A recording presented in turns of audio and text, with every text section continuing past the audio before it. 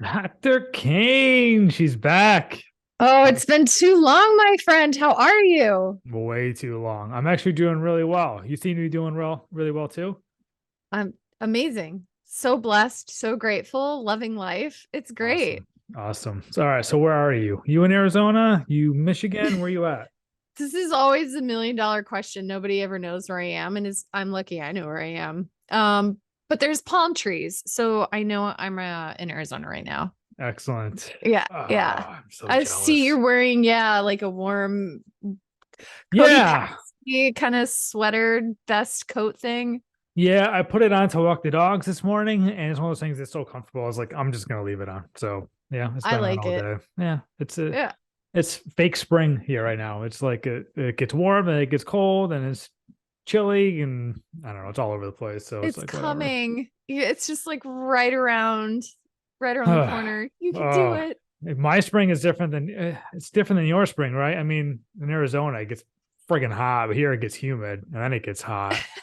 I don't know. When it gets hot here, we drive to Michigan and then we'll Yeah. spend the whole summer in Michigan. So we'll be here for another month and a half and then we're Okay. out.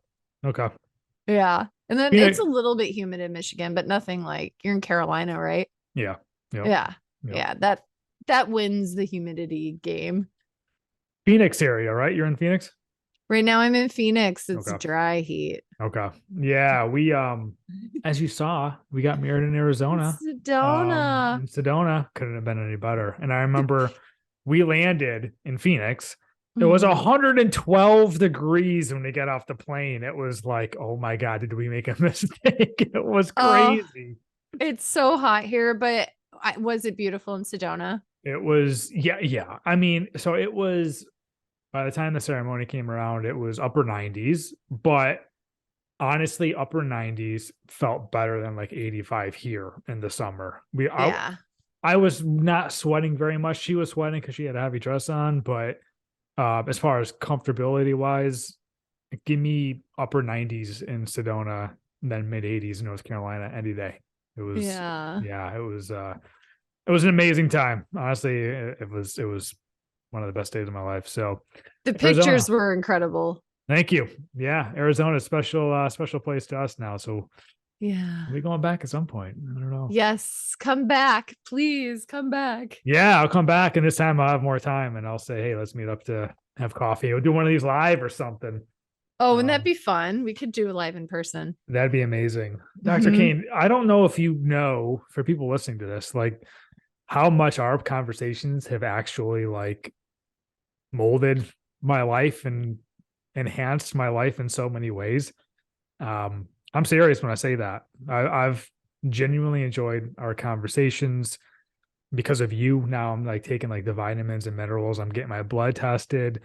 I'm as healthy as I've ever been.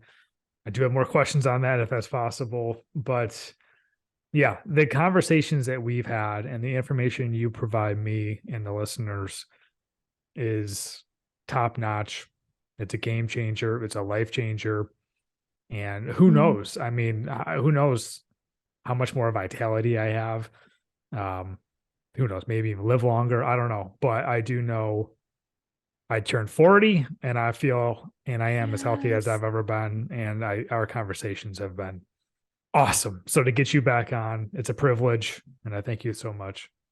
I'm so blessed by your words. And this is our third conversation, I think, right? Not enough. It's honestly not enough. I can have you on. I say this every time you come on. I can have you on all the time. I can pick your brain about so many different things. Yeah, That's 3 times. so, and I've heard your other interviews. And so I feel like very honored by that because you've had some pretty amazing interviews. Thank you. Really unique and sincere. I love it. I love listening to your podcast. So I'm Thank glad you. that your audience who's listening to this right now, I'm glad you guys are here. Y'all have good taste. I appreciate that. That means a lot. That means a lot. Give me a big head here. Um, but yeah, it's every conversation we've had has just been it's been brilliant. It's been eye opening. Like I said, it's shifted my life one way or another. And you might be surprised how often your name comes up in my house with me and my wife. I'm I serious. love Like that. Dr. Cain says, or hey, I'm going to ask Dr. Cain. I have a podcast with him in a few weeks. Hey, have you thought about asking Dr. Cain about this? And so like we literally say your name once, twice, 3 times a week. No joke. That's amazing. I'm so here for it. That's Let's awesome. do this. Let's give you so much gloriousness that your wife is like, oh, like high soprano notes. That's amazing. But for people tuning into this episode, we are going to hit on anxiety, which is something I know you specialize in. You do a lot with anxiety. You have a lot of posts on anxiety. And this one's going to hit a little closer to home for me. Not necessarily because I deal with anxiety. I think we all have moments where we do. But I do know, sorry to put Kristen, my wife, on the spot here. I do know anxiety is something that she does occasionally have, and I know it's something that runs in her family as well. So it is something that is very prevalent all over the world. And I want to understand it better. I want you to perhaps explain anxiety better so we all do, and then perhaps some ways to alleviate or cope with it. So I had to come back to you, the expert on this. So this is another big one. This is a big one. You're going to help a lot of people here, including myself. Anxiety, yes. Overwhelm, stress, feeling on edge, feeling like you have too many plates spinning in the air, like different words for a nervous system and a biological reaction that oftentimes is just so unique to the individual that there are no words for it. Mm. In fact, one of the most common myths about anxiety that I hear is that somebody doesn't have anxiety, because we all have anxiety. It just exists on a spectrum where maybe like mild overwhelm or irritation or busyness is Mm. on one end of the spectrum. And I call that kind of like the pay attention zone. It's like, it's a little bit of something there. And then it can be all the way up on the opposite end of the spectrum, like the red zone, which represents like crisis, panic, terror, foreboding, doom, and everything in between. And so, you're introducing this topic, and I really do believe truly, after being an anxiety warrior myself and after working in integrated mental health for over 15 years now, which is just crazy to say, is that everybody has experienced anxiety or does experience anxiety. The difference is why and how that anxiety shows up. So let's go ahead. Let's give a definition to anxiety of what it is and also what it isn't. I imagine there's probably people that think like my anxiety is through the roof, and it's maybe something else.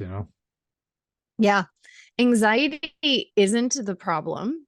Anxiety is the solution that your body has created to a problem, Mm. which is very countercultural. It's very counterintuitive. The slogan of the mental health, the medical profession could be symptoms bad, make them go away.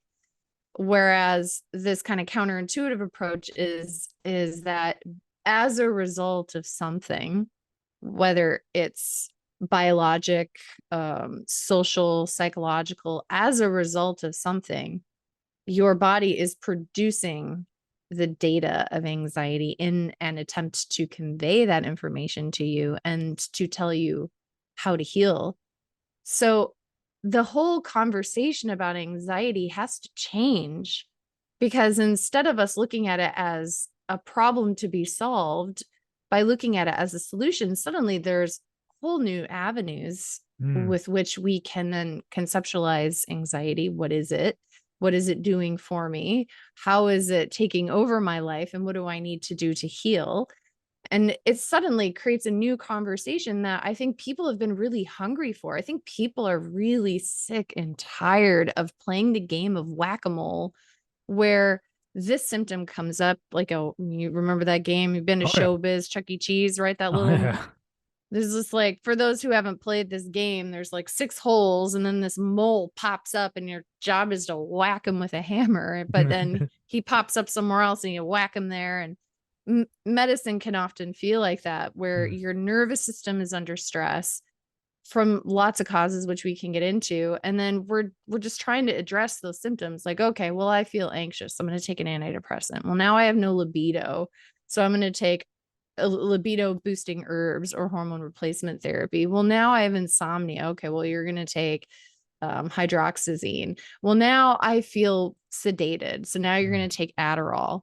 And so it creates this cascade of treatment after treatment after treatment, but you're not getting any healthier. And that's the problem with looking at it as anxiety symptom. How do I treat it?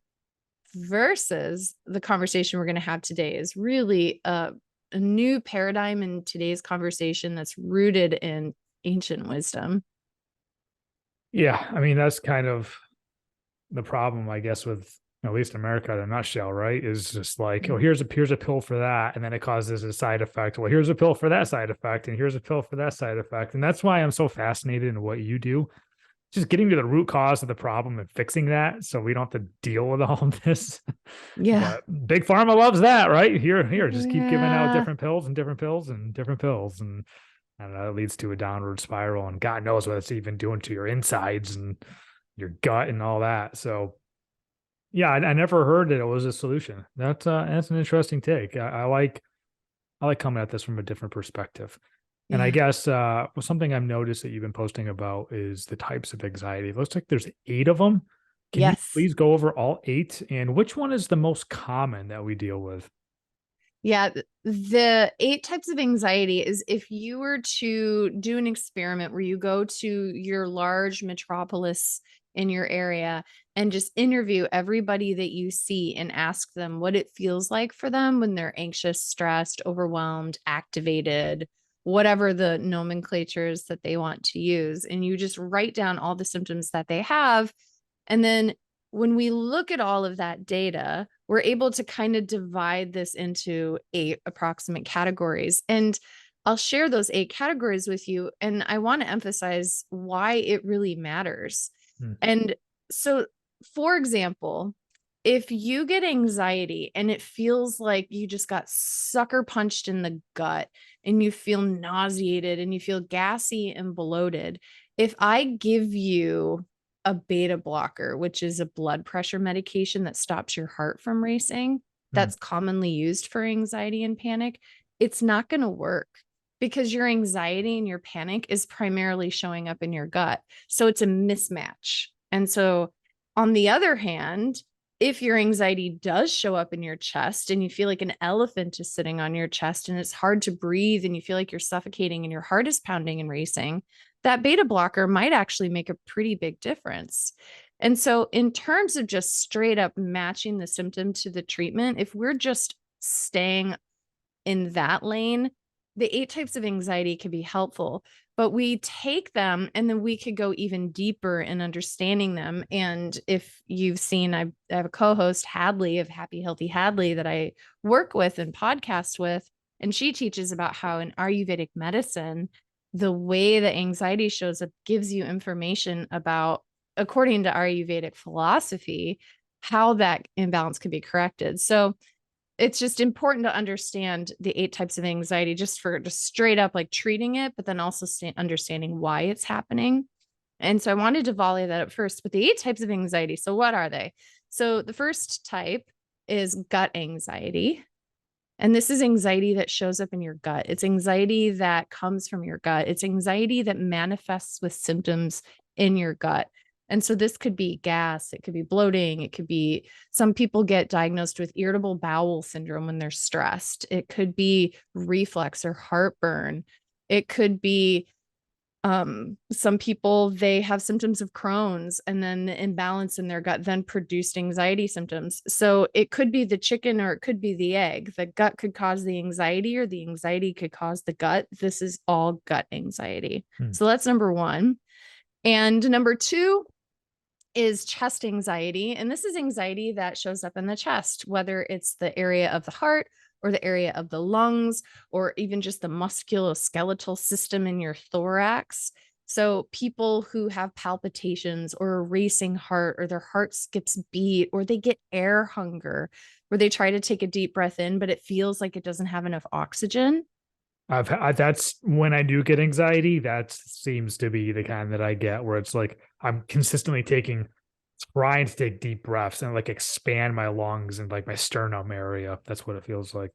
Yeah. So you get chest anxiety. Yeah. And so chest anxiety solutions will be much more helpful for you as opposed to perhaps gut anxiety solutions. So as you keep going along this, I don't want to stop you, but is it like each person has their own, or is it like one day I can have chest, the next day I can have gut, and it bounces around? How does that work? It can be changeable. And I want you to think about the metaphor of like learning to ride a bicycle. So you're riding the bike and you start tipping to the right. Your body collects that data, and through a series of small or bigger micro adjustments, you're able to rewrite yourself, Mm, right? mm, And so, like, maybe the first time you'll tip over towards, ooh, I feel some chest anxiety. Okay, we're going to correct that. And then your body's like, ooh, I know to not do that next time. And okay. then your body tips a little to the left and it's like, ooh, today I feel a little queasy. All right, we're going to correct that. But the problem is if we don't know what's happening and we can't correct it, then you're going to keep doing that. And that's what happens when we get stuck in these anxious patterns. It's just like a little kid who can't get the training wheels off because they just can't take that feedback from the body and self-correct. And Okay. so I teach you how to do that. I teach you how to self-correct based on the way you're tipping off balance. Awesome. Another Awesome. question kind of on the thread that you're asking is, I often get asked, can I have different types of anxiety? And then also, can I have more than one type of anxiety? And Mhm. the answer is yes and yes. Okay. And so it's really, Ryan, all I want you and your audience to think about is it's just straight up data. It's like, okay, if I tip towards chest anxiety, we're going to explore what might be underneath of that. And then we're going to support that system to correct it. And then the next one is like, okay, well, now you may have this anxiety. We're going to collect the data and then we're going to support that system. So it's just going to be a target of correction, correction, correction until you no longer tip over. Okay. Great to know. Keep going. I don't want to stop you. Cool. No, this is good. And so we talked about gut and chest quite a lot. So the Mhm. next is nervous system anxiety. And so have you ever had like numbness or tingling or zapping or muscle spasms or achiness in your muscles or stiffness when you get overwhelmed? Yeah, I think I could say maybe a little tingly in my fingertips. I think that sounds Yeah, familiar. Yeah, yeah, yeah, a little tingly in your fingertips. yeah. Yes. I So I'll mean, I talk definitely about get that. my palms get sweaty. I'm just thinking of times where it's like, I don't like heights, and so we're on like cliffs or any kind of something like that. Like there are times I can recall this time I was in glaciers a few years ago, and it just has so I have almost like I keep like wiggling my hands just to get blood in my hands, and I was having to take deep breaths, and I sat down. I had to calm myself down. I just remember keep like shaking my hands, trying to get blood flowing in my fingertips. You're like Ted Lasso. I haven't seen that yet. Oh, that's I what know. happens to him is he gets panicky and it feels in Oh, his hands and really? he shakes Yeah. them. Sometimes that's what I do. It's like when I get really nervous, it's like, and then my hands are sweating and all that. Yeah. Oof. Yeah. Yeah. So it's nervous system anxiety or neurological anxiety. Great. And the reason that that happens is because your body has decided that there's a threat or there's danger. Yeah. And Yeah. so the response, regardless of the context, is the same, is your body wants to send blood supply and energy to the runaway muscles and organs. So that Okay. would be your heart. Your fingertips aren't really going to aid you in running away from a hungry tiger, right? So you're going to get vasoconstriction, which means vasos, vasculature, which is blood. You're going to get constriction of the blood vessels in the fingers and the toes, and maybe even your nose or your lips or your cheeks. Could be anywhere. So that the blood isn't going and wasting time feeding fingers that won't help us escape. It's going to shunt it all to your heart and your legs. Super interesting. So, would you compare this to being nervous, or are they? Because when I get Yes. nervous, a lot of times my fingertips, same thing, right? Exactly. Yes. Thank you for saying that because nervous is a synonym for anxiety. It's just the level of intensity. So this is exactly, I love that you said this. So that spectrum of feeling like a little overwhelmed or feeling a little stressed or a little nervous is exactly the same the pathophysiology, meaning what's happening in your biology, Mhm. is the same. Or like when you're excited, even like before you proposed, did you have like a little nervousness? Yeah, a little bit for Yeah. sure. So Yeah, it's I tend to. I mean, it's going down the different path, but with big events, I tend to try to visualize ahead of time to limit that. I don't know if that brilliant. helps at all, but yeah, I try to visualize and play it out in my head, and so when the time comes, it's more of like a natural reaction or whatever than me just trying to think and I'm overwhelmed and everything. But yeah, of course, yeah, I was definitely a bit nervous for that for sure. So nervous is anxiety, just on the lower end of the spectrum, and you use a brilliant strategy because what can happen, what we see on functional brain scans is that different parts of your brain when we're anxious, they have different activity. So your prefrontal cortex is behind your forehead. This is your analytical logical brain. Hmm. And we see that when we're more anxious or feel like we're in danger, we get less blood supply, less activity, less glucose metabolism here. It's hard to think logically when we're frightened. Yeah. And our amygdala, that's in the center of our brain, it's the emotional processing part of the brain, the fear part, right? Big feelings are in the amygdala. That turns way up. And so you're using a really brilliant strategy because while you're calm, you're telling your prefrontal cortex, like, hey, this is what's going to happen and this is what we're going to do. So Hmm. that when the moment strikes, it's more autopilot because you're probably not going to have as much access here when you're triggered. Exactly.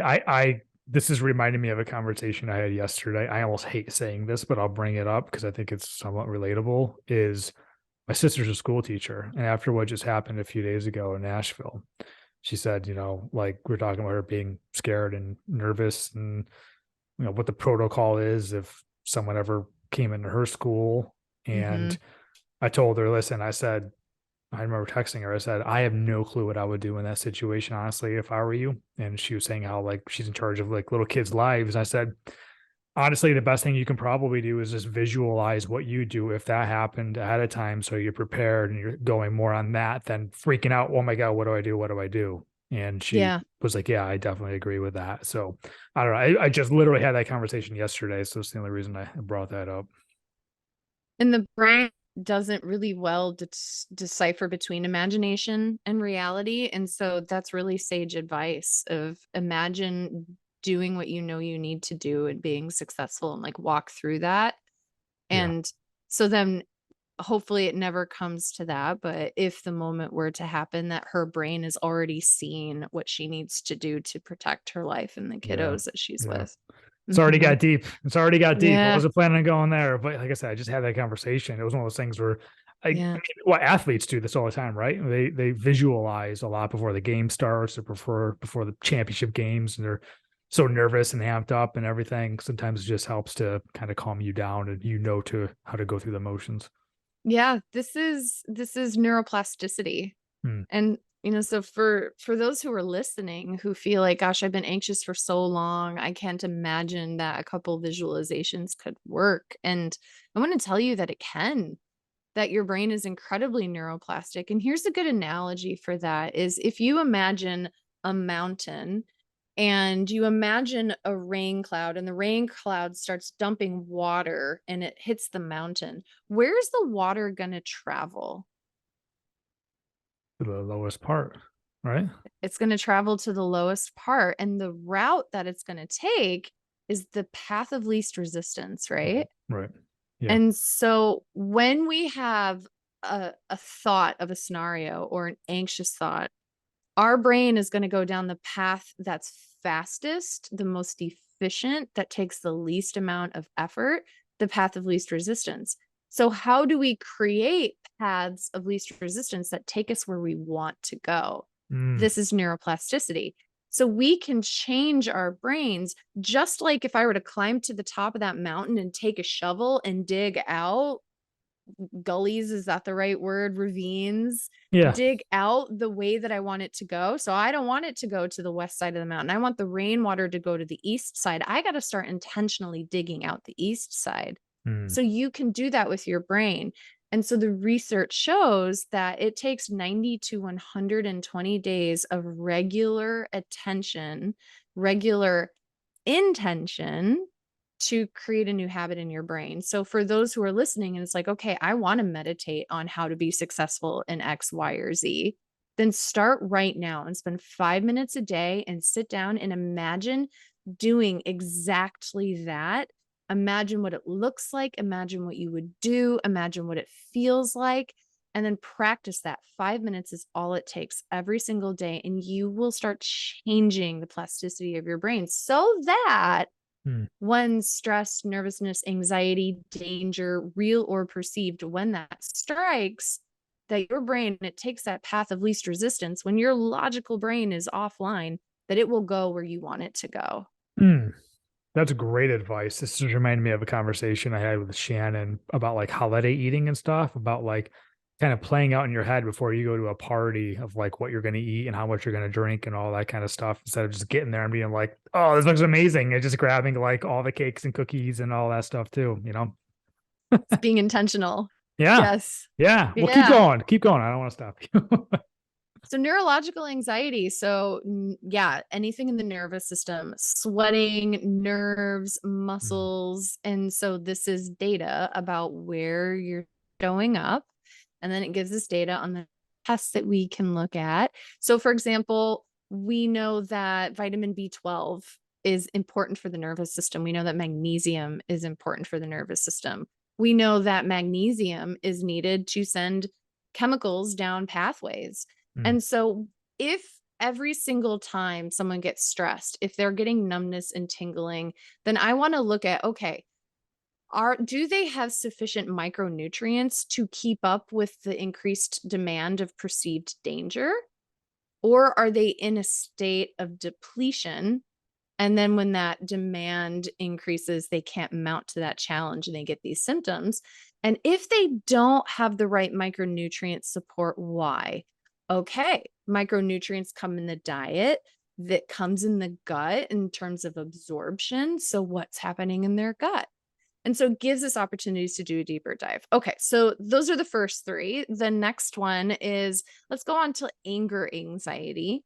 mhm, And this is the fight part of fight, flight, freeze, which I think is under communicated about. And we talk about this in Ayurveda. And so for those of you who aren't familiar with Ayurvedic medicine, it's the one of the oldest medical traditions that comes out of India. It predates traditional Chinese medicine. It predates the existence of the United States. And in Ayurvedic medicine, they look at balance and health and how when we go out of balance that it can produce symptoms, and then we look at those symptoms to help us go back into balance. It really has educated my philosophy of like the bicycle, right? mm, And so if you go out of balance in a way that makes you angry, this is seen in it's called pitta. So in Ayurvedic medicine, the imbalances, there's three. There's vata, pitta, kapha. Vata imbalances tend to make us more airy. They make us more anxious, distractible, racing thoughts. And so, if when you're anxious, you find that I can't think, I can't focus, I start tasks, I can't finish them. I try to fall asleep, but my brain is zooming. I feel kind of gassy and bloated. Just Vata. It looks different than when you're anxious or out of balance, and it becomes Pitta. Pitta is fire. Pitta is reflex, is burning, it's heat. It's like I go to Arizona and I want to punch things because it's so much heat. And people can get really angry and they can get frustrated. But oftentimes, underneath of that, it could be in Ayurvedic medicine, it could be too much pitta, or in functional medicine. Why do you have so much heat in your body? Could it be hyperthyroid? It mm, can overheat you, right? So the way that it shows up gives us data. And then, of course, we work with it. So that's a way that anxiety can show up as an anger anxiety. There could also be another type is thought anxiety, which is where I don't feel any anxiety in my chest. I don't feel it in my gut. My muscles feel loosey goosey. I don't feel like really irritated, but I have catastrophic thoughts, or I get a song in my head, or I get racing thoughts, or I have ADD or ADHD. Is it really that? Or are you anxious and overwhelmed and your brain is producing thought anxiety, right? So a We, song in your head is mm-hmm, anxiety? mm-hmm, mm-hmm. Yeah. Wow. There are 4 types of thought anxiety. And so it's when we get anxious, we may have like fast thoughts that are really like tons of thoughts really fast, or we can have our brain just get stuck on a thought and repeat it again and again, like a song, like a hook. You just repeat it again and again. Or we can have the opposite where I like I get put on the spot, I get called on at a meeting, and then my brain goes blank and like nothing happens, right? Yeah, yeah, yeah. So or we can think, but it's just really slow. Like I get my words out, but it takes me forever. So thought anxiety can show up in lots of different ways. It's just stress that shows up in your thoughts. So is that for every time a song gets in your head, or because I mean I can imagine a lot of great times I'm just singing a song that's in my head or something. Does that mean I'm anxious? And the thing with anxiety is your body doesn't care the context of it. It's like I could be excited to go on this roller coaster, and it's the Yeah. same neurochemicals Oh as like shit. I'm so on fire from seeing this amazing concert and I can't stop thinking about the songs. Like the Right. neurochemicals are the same, it's just the context is different. This is awesome. I love talking to you. I didn't know any of It's this. like favorite thing to talk about. So I'm like, bring it on more. There's a lot I want to talk to you about. I had anxiety, one, because it's everybody needs to know this, and two, is like it is. I could tell you have definitely a big focus on this, and you have a lot of knowledge. So knock on your Yes. door for this. So keep going. What else we got? This is amazing. Okay, so let me see what we've got here. We talked about gut anxiety, chest anxiety, anger anxiety, nervous system anxiety, thought anxiety. So then we have depressive anxiety. And so this is really common. 80 to 90% of people who are depressed are also anxious and vice versa. So that Okay. means if I am anxious and I go to the doctor and they diagnose me with generalized anxiety disorder, it's very, very likely that I'm also depressed. Or if you go to the doctor and they diagnose you with major depressive disorder, it's really likely that you're also going to struggle with anxiety. They overlap a lot. But the depressive piece adds a different flavor to the picture, which means the treatment, the data, the imbalances could be a little different. So depressive anxiety will bring to the table a lack of confidence, feelings of worthlessness, feelings of helplessness, feelings of foreboding, like this is just never going to get better. Like I'm so sick and tired of being anxious. I can't imagine another day living like this, right? Mhm. So there's this heaviness that comes into the conversation. But some people, when they're depressed, it's like agitated, restless, anxious depression. And then other people, it's like that frozen depression. So I'm like so scared about my health and I feel paralyzed. And all I want to do is just scroll through my phone and not talk to anybody. So Mm. there's that depressive element. Okay. Wow. Yeah.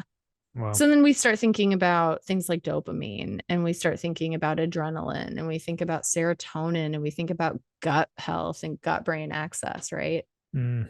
So that's depressive anxiety. And then we have trauma anxiety, which arguably is the root of everything. It's just more, is the trauma the main thing? Or is the trauma causing the anxiety to show up in a different way that's the main thing? So let's say um, that you were associated with, like, we're all in a collective trauma right now hearing about the school shooting, right? That you were Mm. talking about. We're all in a collective trauma. How is that showing up for you? Is it that I can't stop imagining it? I can't stop thinking about it. I'm having nightmares about it. I'm like looking at all the news articles about it. Or ever since hearing about it, am I feeling nauseated and sick to my stomach and like I want to throw up and I can't eat? Mm. So if it's the former, then you got to do trauma treatment first. If it's the latter, you got to focus on the gut first, Mm. but not to the exclusion of treating both. Does that make sense? No, it does make sense. Wow. Yeah. Yeah, this is I'm glad you took the time to explain each of them. Yeah. Like I said, There's what one more. there is one more? There's one more. My God, what else we got? There's 8. There's 8. So we can't forget this one. This is endocrine anxiety. Sometimes, my loves, anxiety does not come from your brain. You may be just doing all the meditation, eating all the healthy things, and just minding your own business. And then anxiety strikes. And you're like, what the hell is this? It's so frustrating and so annoying. It could be anxiety that's coming from your endocrine system.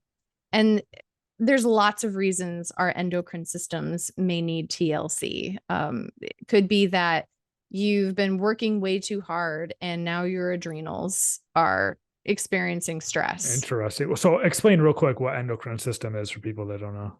Thank you. Yes, your endocrine system is organs that make hormones and the hormones themselves. And so primarily we're thinking of thyroid, adrenals, and sex hormones like estrogen, testosterone, progesterone. And all of those can impact your mood, whether for the better or for the worse. And so this is where women have premenstrual issues or pregnancy or postpartum or menopause. Men, we're thinking like puberty, andropause, in terms of sex hormones, but then all genders, right, can deal with adrenal and thyroid. And so if you're dealing with anxiety and you have other symptoms that point towards thyroid, you want to treat that. I can't tell you, Ryan, how often I run into patients whose thyroids are completely out of balance, whose doctors just gave them an antidepressant or a benzo, and they're dealing with hyper or hypothyroidism because their TSH is normal. The doctor just doesn't look further and they're missing something. They're missing the opportunity to treat the root cause. So TSH is the levels for your thyroid?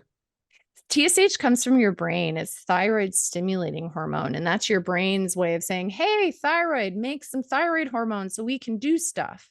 So the less obedient your thyroid is, if you will, the more your TSH has to yell at it to try to get it to do stuff. So doctors will just look at TSH, and if that increases and it's having to yell more and more, then they're like, ooh, we should look at the thyroid because it isn't listening to the brain.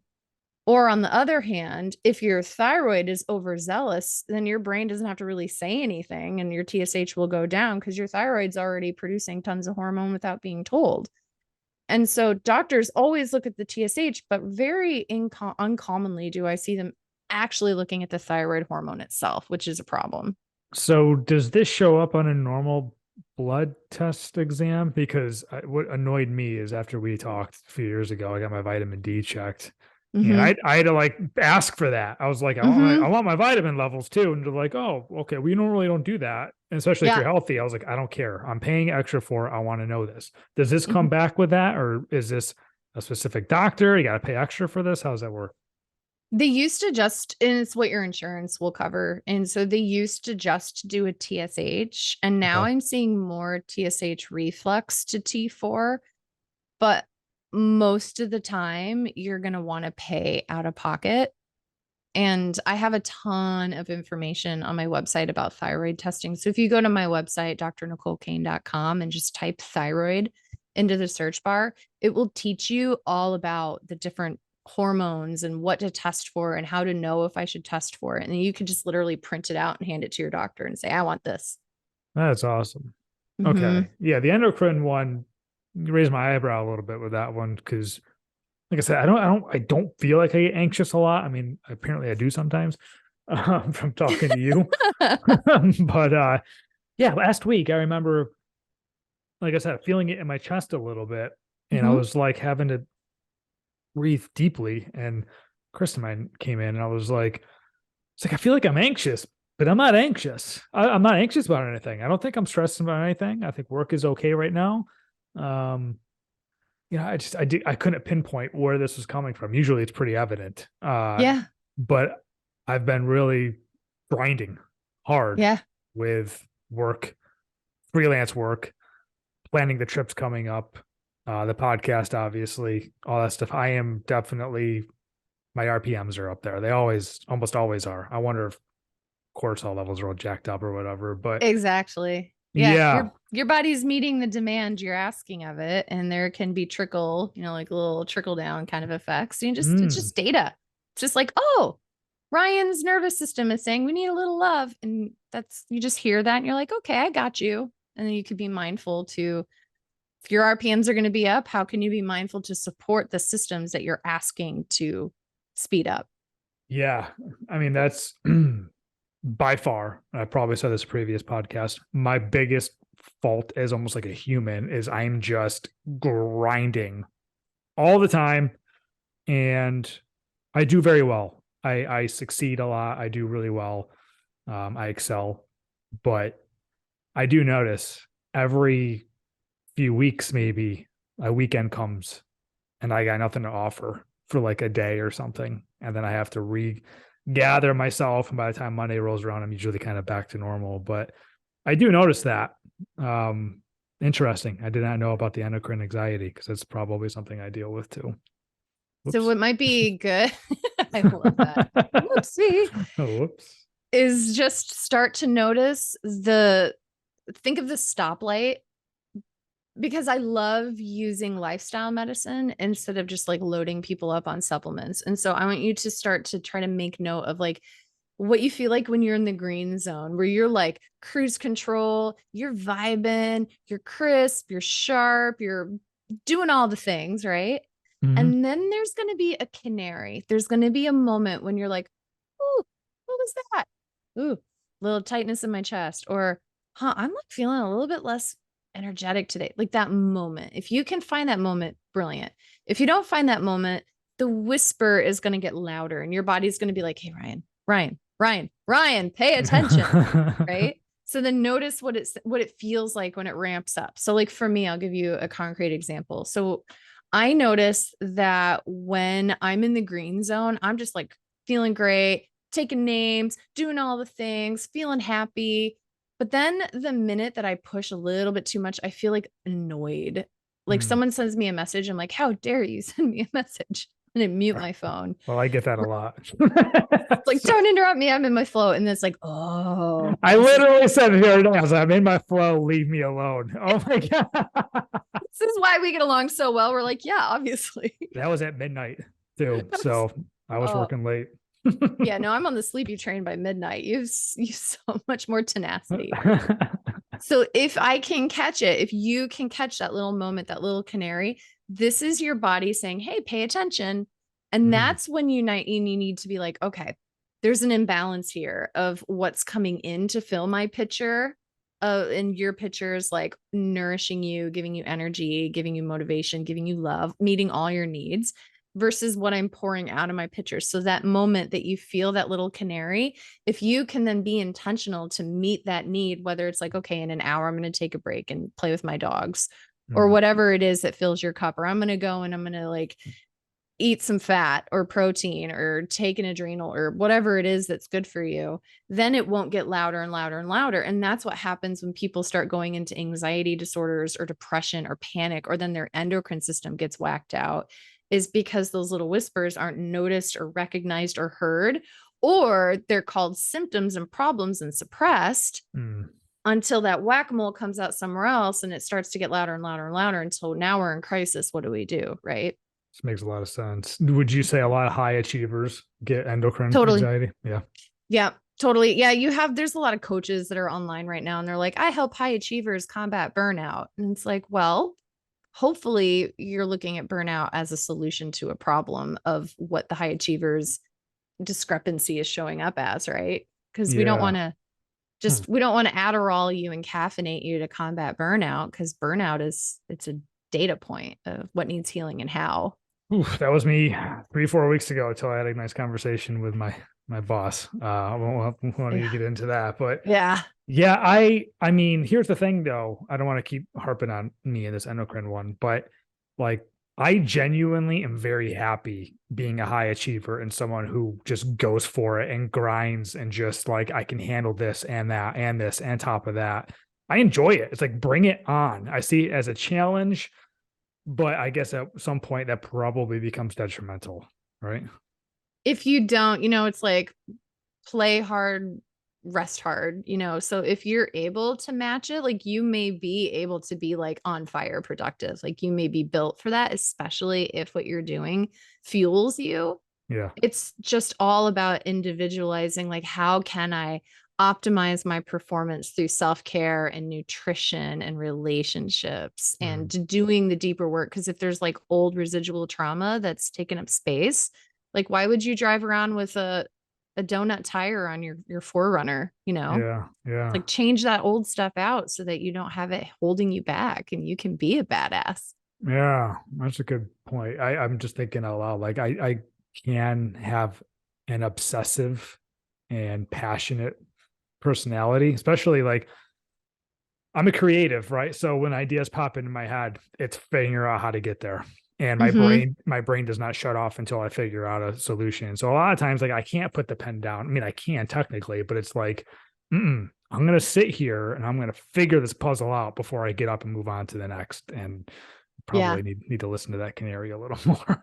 You have a lot of pitta in you. And so we were talking earlier about Ayurvedic medicine and the vata, the pitta, and then the other one was the kapha. You Yeah, have a lot of pitta. You have a lot of drive, a lot of fire. You have a lot yeah, of there's like similar to me, there's like some frustration or annoyance that if you're something gets in your way, it's like, "Argh," right? yeah, yeah, yeah. So you want to be mindful as a pitta personality to not burn yourself out. And so some hacks for you that might be helpful is like cooling foods, cooling beverages. Like if you're Wow. feeling like you're wanting to grind all day, then maybe put some cucumbers in your water Huh. or something that's not going to heat you up too much. Like the winter, this is like your time to shine because your environment is so cool.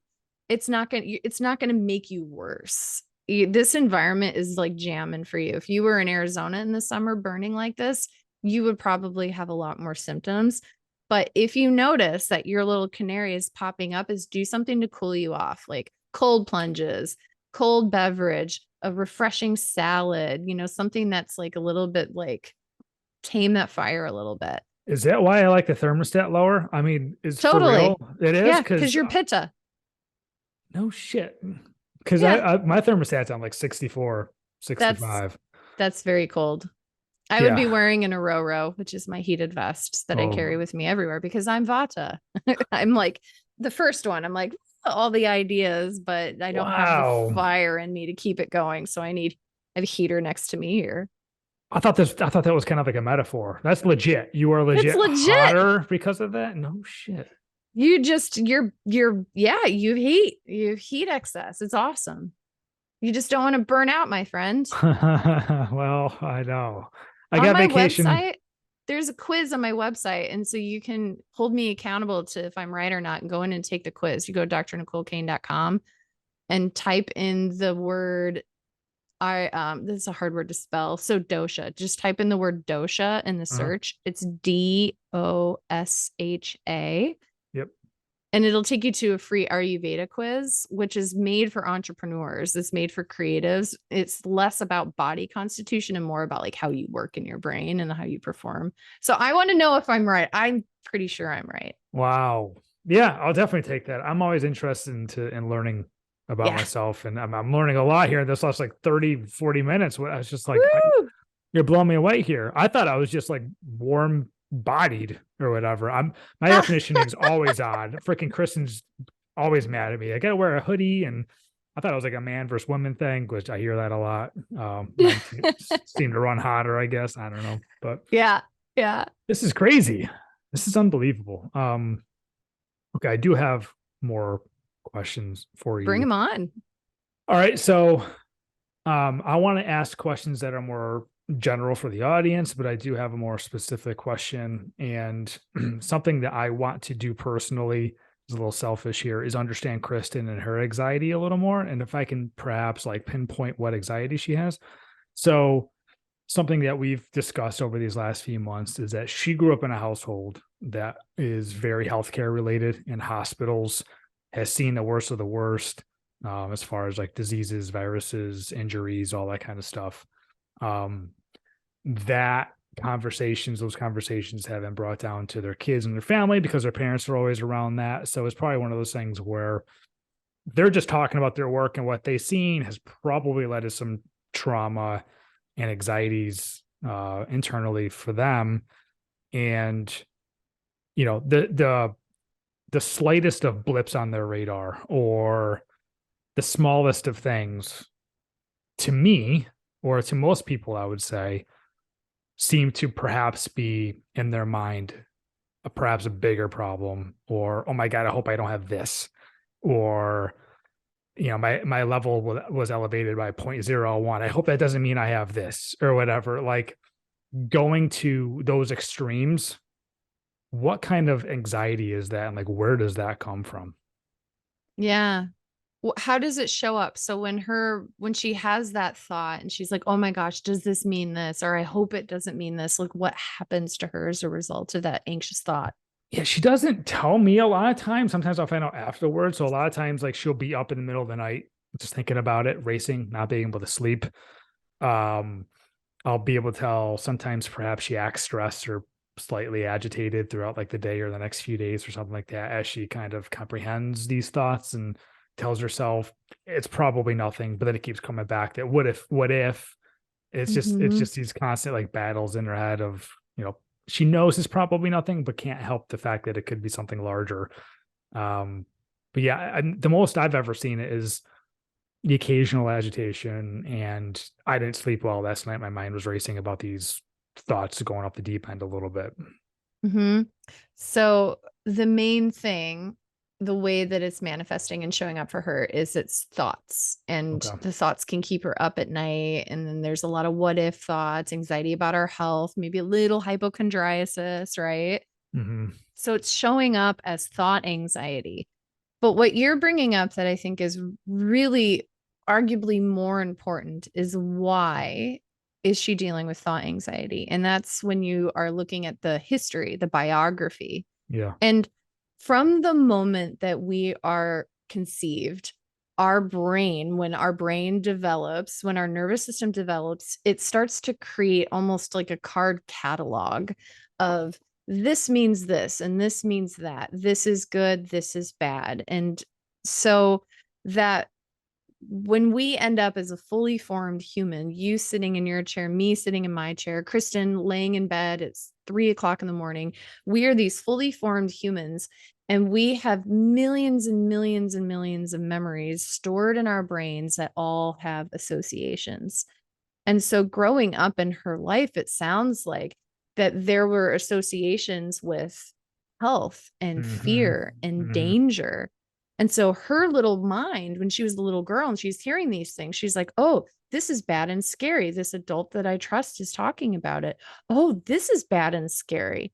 So she has all of these cognitive associations. So it's kind of like the mountain we were talking about earlier, is that there's lots of carvings down one side of the mountain, we'll say the west side of the mountain, that are hypervigilance, that are danger, that are medical analysis of what could go wrong. She has all of that in her brain.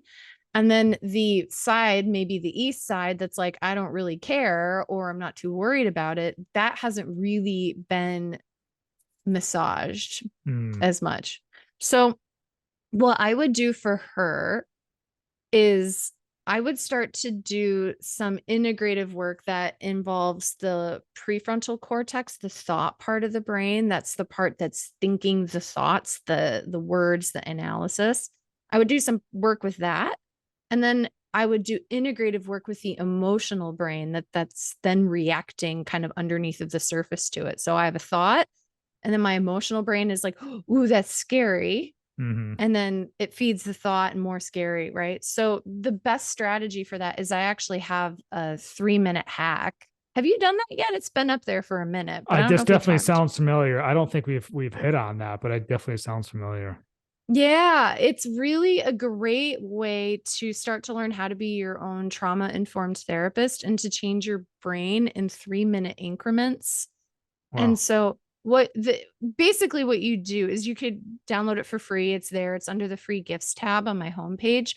But essentially what you do is when an anxious thought comes up, whether it's like, oh my gosh, my HGA1C was 5.7, it should be less than 5.6. Is this a problem? It's like you were saying, like a 1 point difference, right? So then you notice that thought, you notice what you're feeling in your body because it's making you kind of scared. And then you just simply notice that for 60 seconds, 1 minute. You notice it, you acknowledge it, because what we resist will persist. Mm. What we deny will amplify. So we acknowledge it. That's the first step. You just straight up notice it. Notice the fear, allow the fear to get really big, go down that whole what if trail. And then we ask ourselves in the second 60 seconds is, when have I felt this kind of fear and worry before? And then you try to go all the way back to the beginning of time to try to find emotionally when you were a little person and you've heard that or felt that, because I guarantee you that it's not just your 30, 40-year-old self that's having this anxiety, that it's like your 5-year-old self and your Right. 6-year-old self, right? Right. Yeah. So then Yeah. you acknowledge that past and feeling that way in the past for another 60 seconds.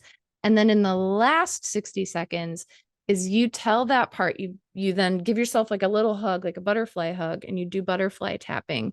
And you say, I hear that you're nervous. I know that you didn't have the resources back then that I have now, but I want you to know I've got you, that I have really good doctors and I trust them. And I have Dr. Cain and Ryan's podcast. That's right. And then you talk to that part and you reassure that part. And so This the more sounds you practice familiar. that, Yeah. I think Yeah. we've done this maybe like 3 years The ago. I cat, the bet cast of characters episode. the cast of characters. Yes. Oh, you're so good. Yeah. Yep. So I have her do the tapping. okay. This is fantastic. I'm going to ask you, like I said, another selfish question, but I think this is a great question for so many people.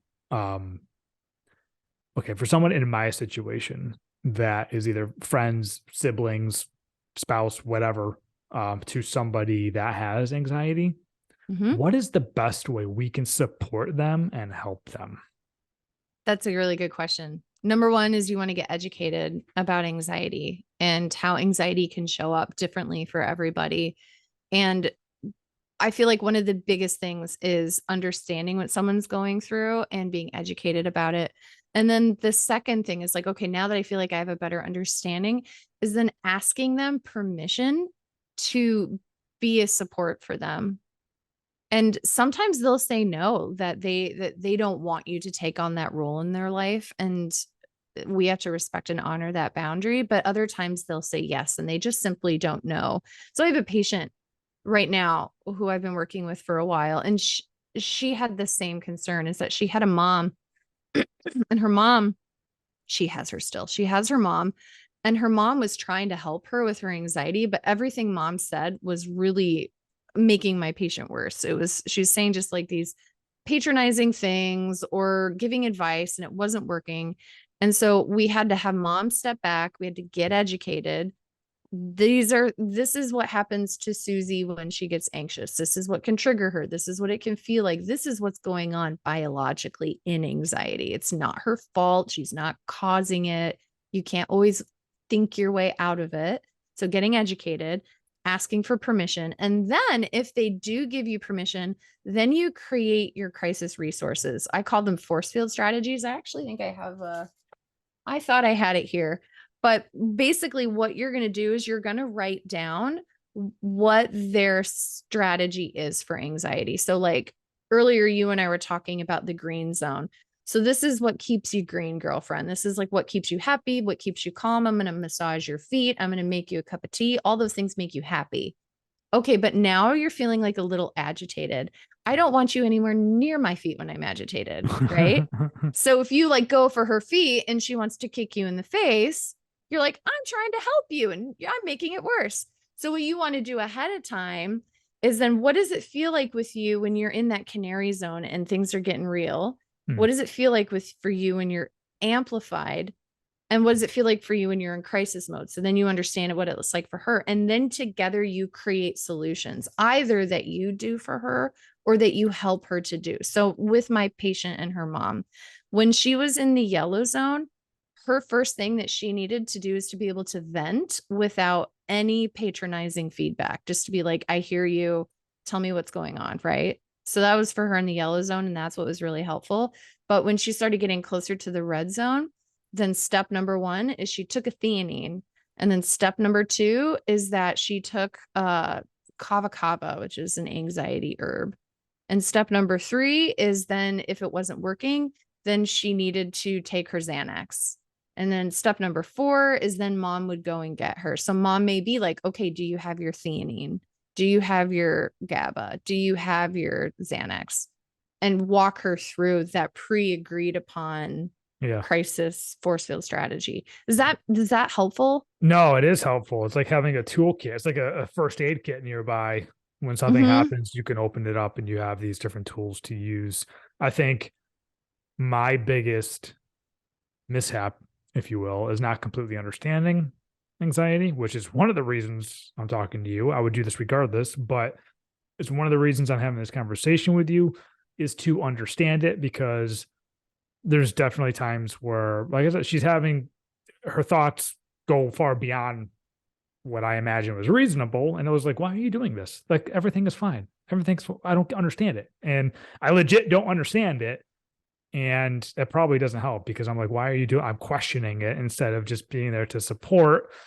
And I'm trying to be a better partner. So I'm trying to learn that. And I'm sure as people listen to this, I'm not the only one that has probably Yeah. gone through this situation. Cause yeah, it was just like, I don't understand. And I was probably using the wrong tools in the wrong situation. I'd probably get her a foot massage and get kicked in the face. Yeah. So Yeah. Teach her the tips. And so tips is what's going to ground her into her body. So okay. she's like really stuck in like vata. She's probably vata like me. She's like blah, vata land, anxious, busy, Yeah. persistent, intrusive, obsessive thoughts. So you Yeah. got to ground her. So like, hey babe, let's go for a walk. When Yeah. you're walking, you have dogs. You have three? Oh yeah. Three. You got three now. Yeah. Yeah. Three Crazy. fluffy floofs. All right, let's Yes. take 10 minutes. Let's take the dogs for a walk, or let's go outside, like throw the ball for the dogs. You're bilaterally stimulating, which is what we use in EMDR, that trauma form of therapy that can really quickly de-escalate anxiety. Hmm. It's also a pattern interrupt. So like if she's sitting and ruminating in bed, get out of bed and like walk around the house, go outside if you live in a safe neighborhood. Mhm. And so you want to use tips. And so that's S is scene, setting, and then the T is temperature. So like get her a glass of ice water, a cup of hot tea, change the temperature in her body. Your pitta, it would be better for you to have something cool. She might do better with something hot if she's a vata, right? Okay. Hot So tea, can chamomile. Pitta and Vata survive together? You guys are going to be so balancing for each other. Oh, Honestly, good. the dream team, like if you're creating like the dream team to like run a business, is you want a vata, a pitta, and a kapha. And so the two of you, I don't you're think she's up for a third. I know, right? So Interesting, maybe though. maybe you're gonna Noted. have to be your own dream team. Noted. I'll play multiple roles. Yeah, you can role play. You can be the kapha. There we go. Yeah. But yeah, let's do tips. I have a book coming out where I'm gonna have all of this Hell in one yeah. book. That's Yeah. awesome. Yeah, I come back on and promote it with me. Yeah, that would be great. You brought up theanine, and that's something I was actually going to ask you. I Great. really think I think you mentioned this on our supplements episode, but I'm not positive. And if you did, we probably didn't dive into it. So theanine seems to be something that you would recommend for anxiety or perhaps a panic attack. It is something I don't know why I really started to discover this more recently in the last few months. Um, I really genuinely don't know the story behind that, but I have since in the last couple of months bought like pure L-theanine before I go to bed, because I personally I fall asleep decently easy, but I feel like I can't get the deep sleep and I'm never really fully rested when I wake up. Mhm. And 100% this has given me definitely more vivid dreams. I can promise you that if you want to explain that. But we found these. I take pure L-theanine, but at first we found these gummies that were L-theanine mixed with melatonin. And I was like, I'm not sure I really want to take the melatonin. I definitely just want pure L-theanine. So I found that. I've been taking that. And the stuff I've been looking about L-theanine was people do take that when they're anxious or stressed during work hours and stuff, but they also take it before bed. I want you to talk about L-theanine, the benefits of it, and when you should take it, and perhaps who should take it.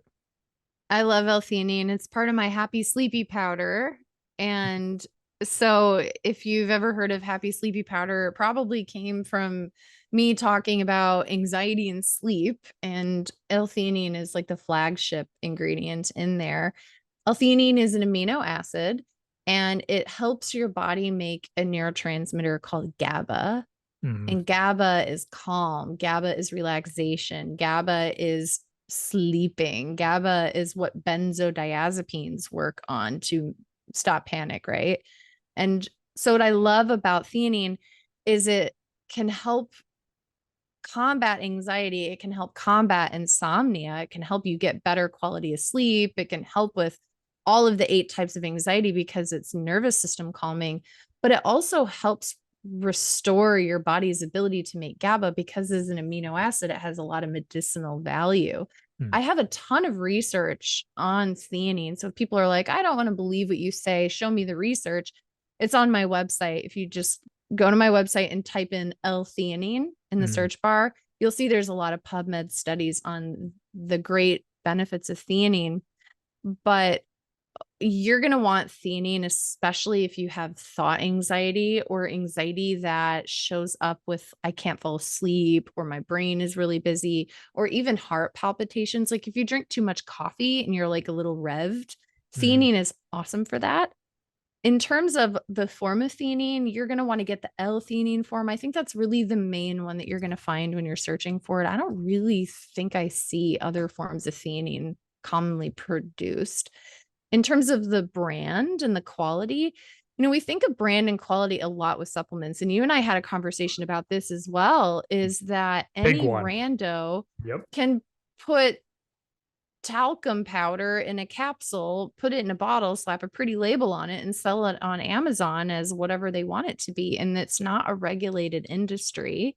And so, what you and I chatted about before is you really want to make sure that you're buying it from a reputable source. And then you also have to think about, okay, maybe it is actually, let's say that someone in Amazon is reselling some brand like Zymogen, or they're reselling as a brand like Thorn or Pure Encapsulations or whatever. The thing you want to make sure about is, were they storing it for 10 years in an Arizona warehouse that got up to 300 degrees Fahrenheit? Did Mm. it compromise the product? We don't know, unless you're buying it from an actual pharmaceutical grade distributor. So buying it from Full Script, from your doctor, from a health food store, you're going to have better success with that. So really, with theanine in particular, I care more about the company and where you're getting it from as opposed to the form. Not like fish oil, you need to be mindful about brand because not all fish oil is created equal, but theanine is like pretty effective, similarly effective across the board. And then dosing. Can I tell you about dosing? Yeah, because I think I take 200 milligrams before I go to bed, which is real quick before you do that. I just remember this. I reached out to you and your assistant responded of where to get the L-theanine because, like I said, our previous conversations have really shaped my decisions and where you buy things. And it's only like 18 bucks, I think it was, to get like pure L-theanine. So anybody who's thinking this is like out of their price range, it's really not too expensive. Yeah, it works. It takes like 15 minutes to kick in. It's really inexpensive. Anything that your body has to adapt to can be habit forming. So if you're used to drinking, 72 ounces of water a day, and then the next day you drink 8 ounces, you're going to have you're going to have water deprivation symptoms because your body had to adapt to that. Mm, So it's the same thing. Like if you're taking high doses of fish oil every day or theanine and you suddenly stop, you're going to have an adjustment period. So I just want to mention, like, people often ask, like, is it expensive? Is it addictive? Generally speaking, it's totally safe. It's totally affordable. It's well tolerated by all ages. I give it to kids. I give it to the elderly. They put it in dog sedating supplements. It's mm. great. Yeah, so Um, talk about dosage, but at the same time, it almost seems like it can work around the clock. You wake yeah. up, you can take it for stress. You can take it at lunch if work is going crazy. You can take it before bed. Like, Mhm. should somebody really consistently take this throughout the day? Is that okay? Yeah, but don't forget to ask, why am I needing theanine all day? Right. I don't do that because I'm just like, to me, it Yeah. seems like overkill, but yeah. Yeah, it's Yeah. always why. So we have solutions to whack the mole. So if you have low GABA, or you're more anxious or stressed, or you can't sleep, theanine is a great way to support that. But then put a semicolon at the end of that sentence and always ask why. Well, what's Mm, going on? mm, Do I have high histamine and it's making me anxious? Because histamine can look like adrenaline in your body, and maybe I'm just trying to combat that with a sedative like theanine. Um, Wait, that's like a whole rabbit hole. But dosing theanine in Happy Sleepy Powder, I kind of give you how to dose it, which I'll sort of reiterate here, but it's all free on my website. Is you could start with 200 milligrams, wait 15 minutes. If you're still feeling really revved or you haven't fallen asleep or you're really anxious, take 200 more. Wait 15 minutes. If you feel the same, take 200 more. And you can dose all the way up to 800 milligrams at a time. Hmm. And then you can do that 5 times a day or 5 times in a 24-hour period. And it's really generally well tolerated and safe. But what you might do is like find a dose that really works for you, especially if you're trying to taper down on a benzodiazepine or a medication. Is you might find that like I need 800 milligrams of theanine at bedtime, but I feel fine if I only do 200 in the morning. Just like listen to your body and how you're feeling, but try not to exceed 5 doses at 800 milligrams. Okay. So would you say this is probably good to have in your pantry around the house? So if you're feeling Totally. something, yeah, pop that in there. It doesn't seem too bad, right? And I don't feel any side effects when I take it. I don't feel groggy at all. Like I said, I think I just dream more, which is Yeah. interesting. I take it every night. I've been taking it every night before I go to sleep for like 6 years. Every night, or I remember you told me you take vitamin breaks. Do you still do that? And do you do that with L-theanine? I take vitamin breaks. I'm looking over here because I just took my vitamins today and I'm feeling very proud of myself. Um, I don't take theanine breaks because I love sleeping and it works so well. Okay. I mean, in a perfect world, I would meditate probably instead of just like popping a theanine. I think that could have great GABA boosting benefits, but I'm similar to you in that I'm like a go-getter kind of squirrel. And instead of making the wiser choice every single time, I like to take theanine. Yeah. But that's my story. And maybe at one point my body it'll rebel. Well, I've maybe 6 more years to figure it out. Yeah, you have 6 more years. Yeah. I don't know how much more time you got. Do have a few more questions if you're down. Yeah, I have about 10 minutes if that's good for Okay. you. Let's do it. Yeah. Okay, so anxiety just in general. Is it really going up in the world? Or is it one of those things where we think is going up because we have more data and people are talking about it more? I don't know. To me, it does seem like it's going up. We definitely seem like we have a lot to worry about. Social media certainly seems to play a huge part in that, and people comparing their lives to other people and their highlight reels that they're putting out there. Just in general, like, what do you see of the trend of anxiety? I see the trend definitely increasing. And what's interesting about that is mental health is often really underreported. Hmm. So a lot of the data that we have in the literature is underreported data. And so when you look at statistics of anxiety, you want to add a couple bumps up on those scores to take into consideration the people that aren't getting treatment, that aren't reporting that they're anxious, that don't realize that they're anxious. And so how am I saying that? How am I saying that there's more anxiety? Because we are entering an era where there is more communication, there is more education, there are more people talking about it. So is it just that we hear about it more? Mm-hmm. I think that there are a few factors that push me into thinking that it is in fact increasing in number. We just went through this is the first time our entire generation, my parents' generation, your generation, that any of us have gone through a global pandemic. And that was incredibly, it was a collective trauma. It was incredibly scary. Our nervous systems were all producing responses to this fear and this uncertainty and the poverty and the job losses and the health and the death and the politics. Like that's very stressful. Mm. And we've had how many, like 135 school shootings in this year alone. Like that's terrifying. And we're all hearing about it now. Yeah. Because of access to the internet and the news, where before it was like the Sunday paper, you read about everything going on. And now it's like every minute we're having data. As you said, social media, there's so much research showing how these younger generations have greater amounts of mental illness, depression, and anxiety as a result, or that directly correlates with social media use. And so I guess correlation does not imply causation. Like if we're being really good scientists, it's difficult to say for sure, but I believe based on what I've read and seen, that anxiety is significant. It's becoming more of a problem. In fact, when the pandemic happened, I remember reading a New York Times article about how they were afraid we're going to run out of benzos, that they couldn't make them fast enough for the demand. And benzos are used for anxiety and sleep primarily. And so we have all these people freaking out, terrified, going to their doctor, asking for benzos. And then the pharmaceutical companies are putting out words that I don't know if we can keep up. So that says a lot to me. Yeah, I was just listening to a podcast, and I mean, is Adderall still like an issue for people to get and stuff? I mean, are people abusing this stuff too? I mean, is that They have playing? huge abuse of potential. Yeah. Adderall is a huge abuse potential. That's for those who are listening that don't know about Adderall. It's an amphetamine.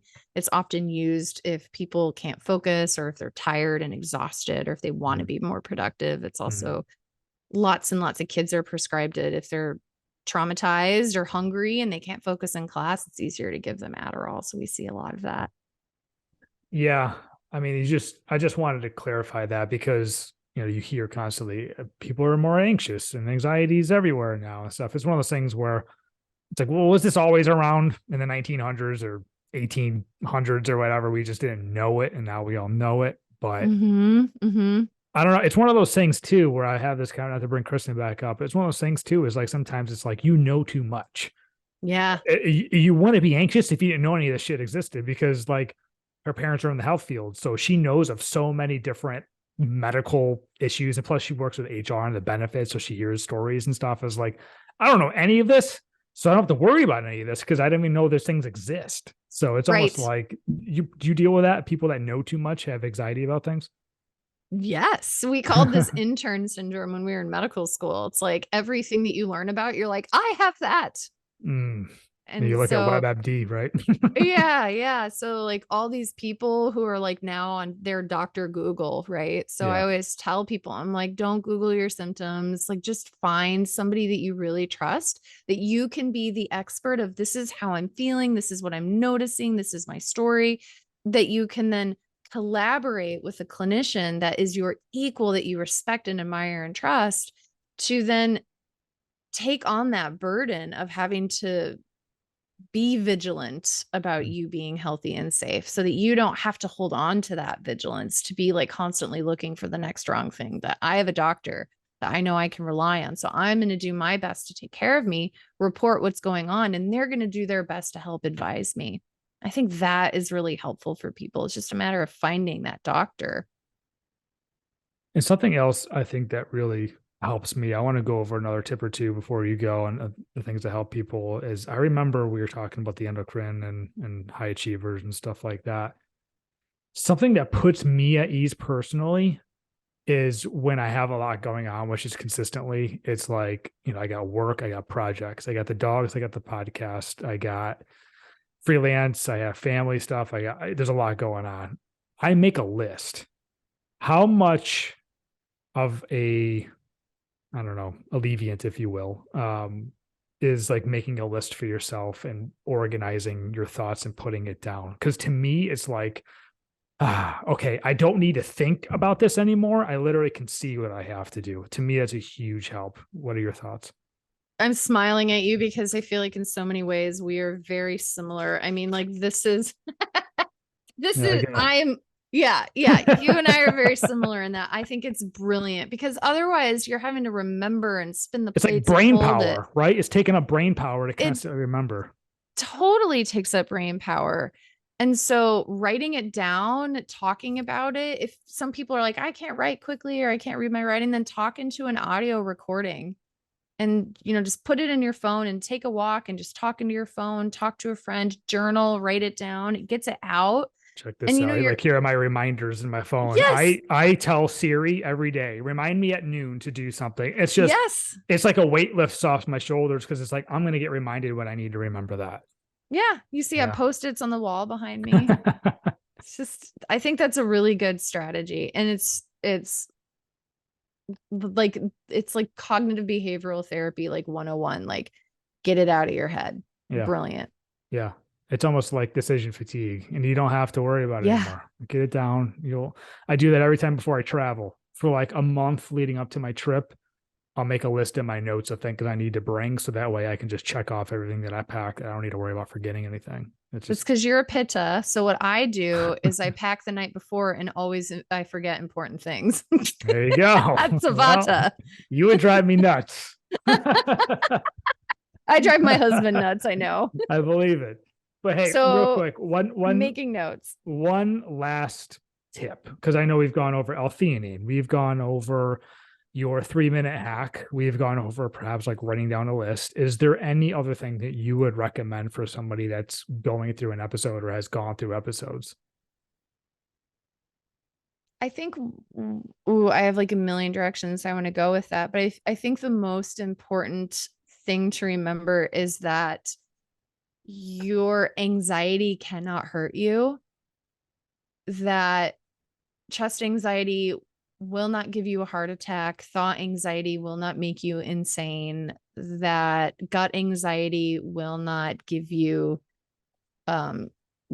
colon cancer. Like all these, like people when they suffer from anxiety, there we get this fear of the fear.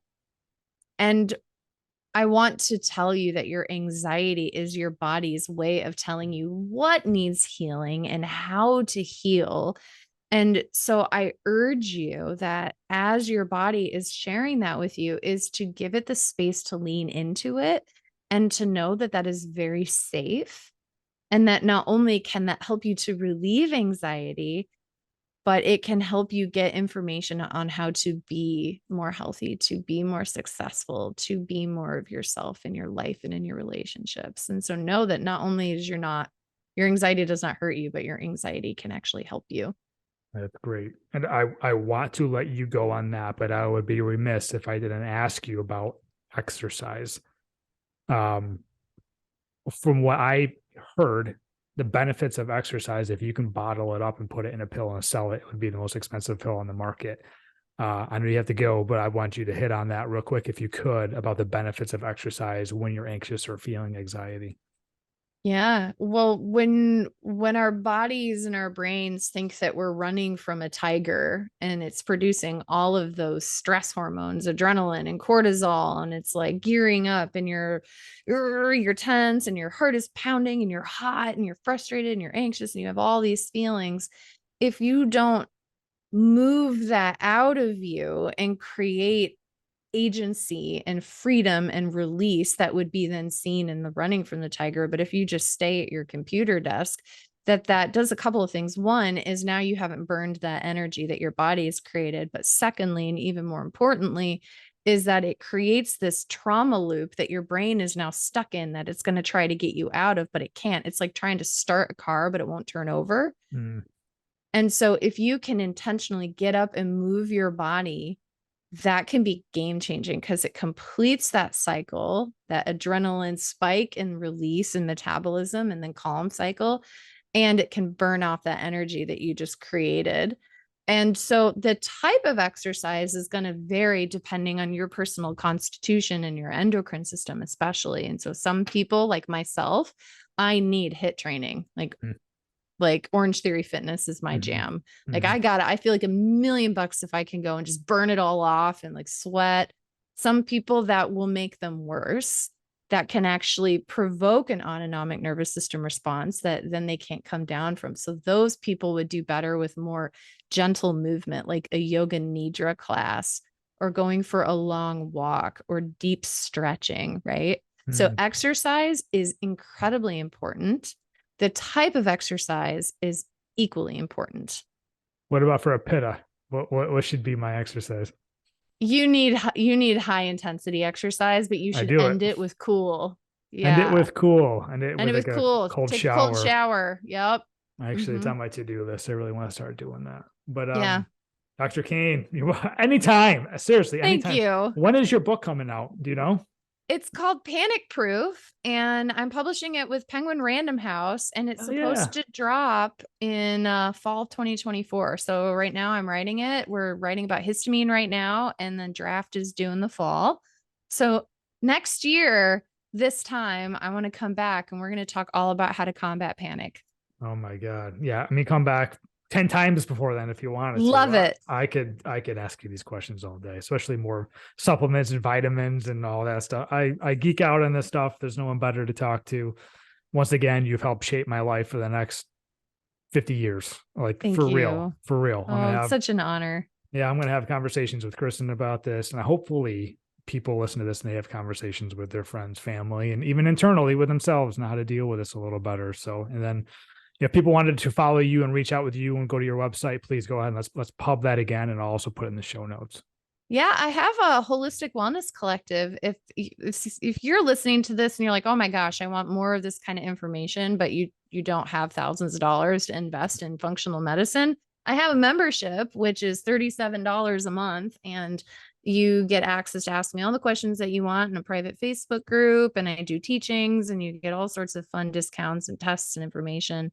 So you can find that information on my website. And I'm all over Instagram. Come play with me there. I love to answer questions and hang out. That's awesome. Yeah, I mean, geez, people spend $100 a month on their gym memberships, which is important. You can do $37 a month for your mental health too. So yeah, thanks, keep Ryan. that in mind. Absolutely, Dr. Cain. It's been a blast as always. As always, good to see you. You too. Talk to you soon. Bye.